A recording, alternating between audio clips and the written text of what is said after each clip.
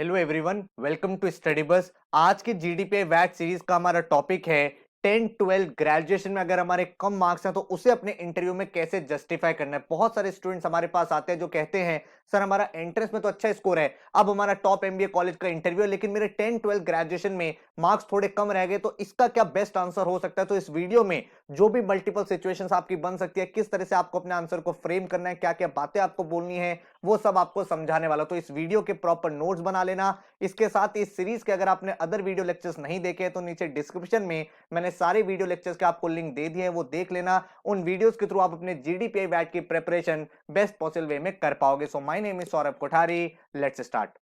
Video start करने से पहले भाई आप चैनल को सब्सक्राइब कर सकते हो एंड बेल आइकन को प्रेस कर देना ताकि ऐसी जितनी भी इंपॉर्टेंट वीडियोस है उसके नोटिफिकेशंस आपको मिलते रहे। इंस्टाग्राम पे हमारा चैनल है स्टडी बस एजुकेशन, यहाँ डेली बेसिस पे quant, shortcut, vocabulary words, current affairs आते रहते हैं। इसके साथ ही अगर आप कैट और एमबीए के सीरियस एस्पिरेंट हो तो हमारा पेनड्राइव कोर्स आ चुका है। इस पेनड्राइव कोर्स में आपको वीडियो लेक्चर्स मिलते हैं, बिल्कुल बेसिक से लेकर एडवांस तक। प्रैक्टिस के लिए आपको ई बुक्स मिलती है, जितने भी आपके एग्जाम्स होते हैं उनकी all over India national level test series मिलती है। साथ में डिटेल एनालिसिस एंड सॉल्यूशन आपको कराया जाता है। 24/7 आपके पास डाउट फोरम रहता है। जितने भी आपके वीडियो लेक्चर्स होते हैं वो बिल्कुल बेसिक से एडवांस लेवल तक कराए जाते हैं। तो अगर आप ये पेनड्राइव कोर्स ज्वाइन करते हो तो इसके अलावा आपको अलग से कोई कोचिंग, बुक्स, टेस्ट सीरीज नहीं चाहिए। फुल फ्लेजेड आपकी प्रिपरेशन यहाँ पे हो जाएगी। अगर आपको कोर्स बाय करना है तो हमारी वेबसाइट पे जा सकते हो। करेंटली भाई डिस्काउंट चल रहे हैं पेनड्राइव कोर्स पे लिमिटेड टाइम के लिए, तो उसका बेनिफिट आप यहाँ पे ले सकते हैं। साथ में अगर आपको देखने हैं कितने नंबर ऑफ मॉक्स मिलेंगे तो यहाँ पे आप चेकआउट कर सकते हैं। आपको स्टडी प्लानर जो दिया जाता है उसमें आप goals of the day generate करते हैं, जिसके बेसिस पे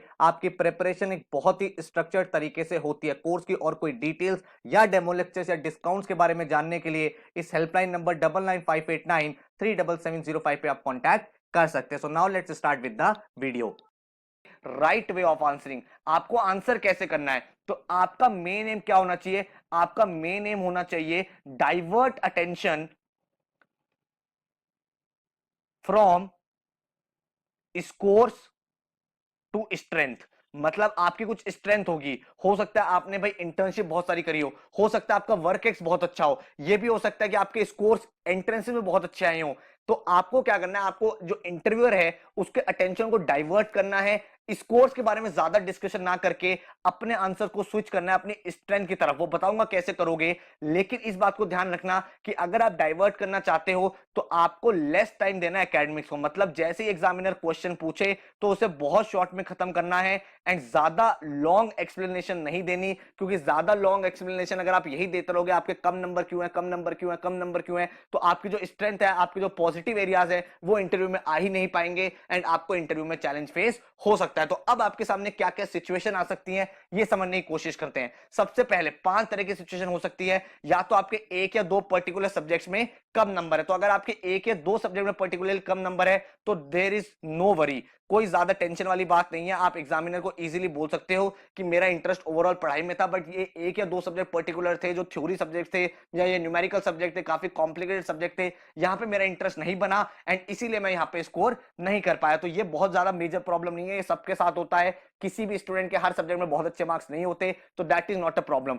poor grades in a particular semester या ईयर, अब ऐसा हो सकता है आपके टेंथ में कम रहे हो, ट्वेल्थ में अच्छे आ गए हो, ग्रेजुएशन में अच्छे आ गए हो, या हो सकता है आपके टेंथ में बहुत अच्छे रहे हो लेकिन आपके ट्वेल्थ में कम आ गए हो, ग्रेजुएशन में अच्छे आ गए हो, या फिर ऐसा हो सकता है कि 10 12 में अच्छे हो बट ग्रेजुएशन में कम आ गए हैं। तो अगर एक पर्टिकुलर सेमेस्टर या पर्टिकुलर ईयर में आपके कम मार्क्स हैं तो आप ये चीज एक्सप्लेन कर सकते हो। कैसे एक्सप्लेन कर सकते हो? आप बता सकते हो कि भाई यहाँ पे मेरे कुछ हेल्थ इश्यूज हो गए थे इस पर्टिकुलर सेमेस्टर में, इस पर्टिकुलर ईयर में, तो आप बहुत ज्यादा एफर्ट नहीं लगा पा रहे थे अपनी पढ़ाई की तरफ, लेकिन आपने कॉम्पनसेट कर दिया उसको। कैसे कॉम्पनसेट कर दिया? By scoring in upcoming semester या अपकमिंग ईयर्स। ठीक है, तो ये चीज आप उनको बता सकते हो कि मैं उस पर्टिकुलर ईयर में नहीं पढ़ पाया था, उस पर्टिकुलर सेमेस्टर में नहीं पढ़ पाया था due to some reasons, but I compensated it by performing well या by outperforming in the upcoming year. तो इससे एग्जामिनर को भी ये लगेगा कि हाँ यार आपको कोई फेलियर हुआ तो आपने उससे काफी ज्यादा लर्निंग ली और वहां से आप मोटिवेट हो गए एंड आपके आने वाले जो ईयर्स थे उसमें काफी अच्छा आपने परफॉर्म करा and that is a very good quality of a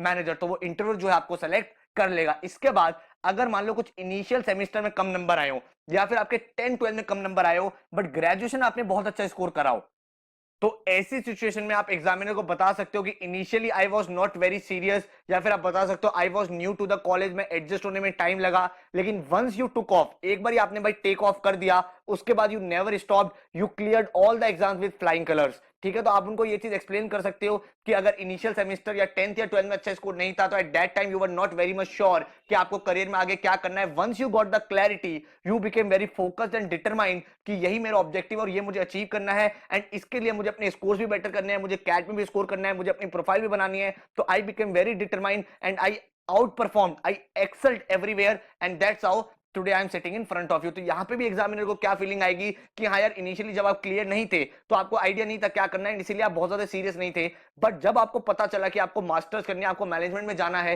तो आप बहुत फोकस्ड हो गए। और यही चीज चाहिए होती है जब आप बड़े बड़े कॉर्पोरेट में काम करते हो, that you are working with your passion and with 100% focus, तो आपका सिलेक्शन यहाँ पे भी कंफर्म हो जाएगा। उसके बाद कभी कभी ऐसा होता है कि poor grades in the last few semester. आपने कहा सर मेरा 10th अच्छा था, मेरा 12th अच्छा था, लेकिन मेरा फ्यू सेमेस्टर्स में लास्ट में अच्छे मार्क्स नहीं आए, मेरे फाइनली में अच्छे नंबर नहीं बने।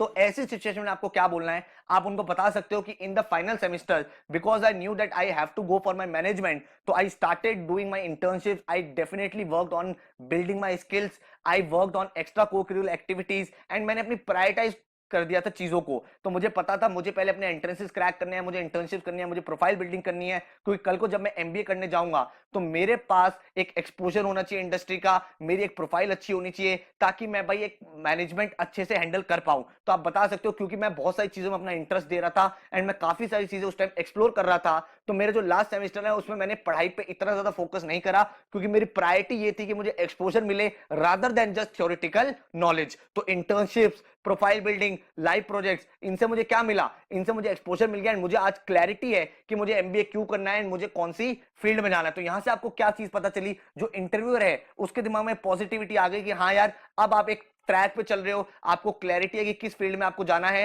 एंड आपका सिलेक्शन यहां पे भी डन हो जाएगा। सबसे मेजर जो चैलेंज आता है वो आता है पुअर ग्रेड थ्रू आउट। आपका 10th में भी कम है, आपका 12th में भी कम है, आपका ग्रेजुएशन में भी कम है, तो अब आप कैसे जस्टिफाई करोगे। यहां पे चैलेंज आ जाता है कि आपने कैट में बहुत अच्छा स्कोर कर लिया, लेकिन आपका 10th 12th ग्रेजुएशन में बहुत कम है, तो सर मैं क्या बोलूं, कैसे बोलूं। तो इस चीज को समझो कि इन ग्रेड्स को आप चेंज तो नहीं कर सकते, डेफिनेटली चेंज नहीं कर सकते, हम इनको चेंज नहीं कर सकते। हम ऐसा तो नहीं है टाइम मशीन में बैठ के पीछे चले जाएं और अपने नंबर को बढ़ा दें। तो हमें यहां पे बहुत अच्छे से एक पूरी की पूरी अप्रोच के साथ आंसर्स देने पड़ेंगे, क्योंकि यहां पे एग्जामिनर आपसे क्वेश्चन पूछेगा। लेकिन अगेन सेम थिंग है, अगर आपने कैट में स्कोर करा है, अगर आपने एमबीए एंट्रेंस में स्कोर करा है, तो ये आंसर भी हम लोग जस्टिफाई कर सकते हैं। कैसे जस्टिफाई करेंगे समझो। तो जब आपके ओवरऑल पुअर स्कोर है, तो आपको क्या बताना है, आपको बताना है कि मैं सर स्पोर्ट्स में एक्टिव था, मैं ईसीए में एक्टिव था, मैं स्किल बिल्डिंग में ज्यादा रहता था, मैं एक्चुअल रोल्स में ज्यादा प्ले करता था, मैंने लीडरशिप स्किल को गेन करा है, मैंने मोटिवेशन स्किल्स को गेन करा है, मैंने मैनेजमेंट स्किल को लर्न करा है। तो जब भी आपके सामने ये आएगा कि why did you score low marks in your 10th as well as 12th as well as graduation, तो what you have to say, sir definitely I agree that I have scored less in my 10th 12th and graduation, but it does not means that my low scores define my low caliber.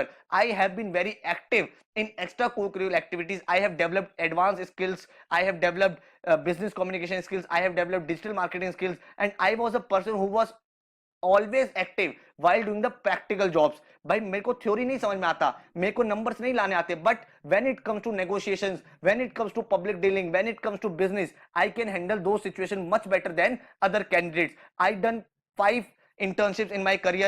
That is why I learned how to motivate people, how to manage a business, how to manage my time effectively. तो मेरी sir जो soft skills है, जो मेरी extra कोकुलर activities है, वहां से मैंने इतनी लर्निंग गेन करी है, एंड कभी मेरा कोर थ्योरी में इंटरेस्ट नहीं आया। तो अगर आप नोटिस करोगे आज के दिन में जो बड़े बड़े कॉर्पोरेट्स हैं, वहां पे आपके बुक के फॉर्मूले नहीं चलते हैं, वहां पे ये चलता है आपने रियल लाइफ में कितना एक्सपोजर देखा। तो आपको यही चीज बतानी है कि मेरा रियल लाइफ एक्सपोजर जो है वो इतना हाई है कि मैंने पिछले 4-5 सालों में मैंने डिफरेंट डिफरेंट चीजें लर्न करी हैं, एंड यहां से मेरी जो लर्निंग है वो लर्निंग मेरे ग्रेड्स में नहीं दिख रही है। And I definitely believe that I am a very good candidate for MBA as well, because in MBA real exposure, industry exposure matters more than the theoretical knowledge. तो इस तरह से आप बोल के अपने आप को जस्टिफाई कर सकते हो। एग्जामिनर भी समझेगा, वो देखेगा कि जब आपने 4 स्किल करी हुई हैं तो आपने कुछ ना कुछ अच्छा किया हुआ है। ठीक है, अब ये नहीं है कि आपने वो भी नहीं किया हुआ, आप कहते हो सर मैंने तो ये भी नहीं करा, ये भी नहीं करा, ये भी नहीं करा, मैंने इंटर्नशिप नहीं करी, मैंने लाइव प्रोजेक्ट नहीं करा, नंबर मेरे आए नहीं है, तो वो चीज नहीं बनेगी। अगर आपके नंबर नहीं आए हैं तो कुछ ना कुछ सर्टिफिकेट कोर्स करना स्टार्ट कर दो, कुछ स्किल बिल्डिंग करना स्टार्ट कर दो,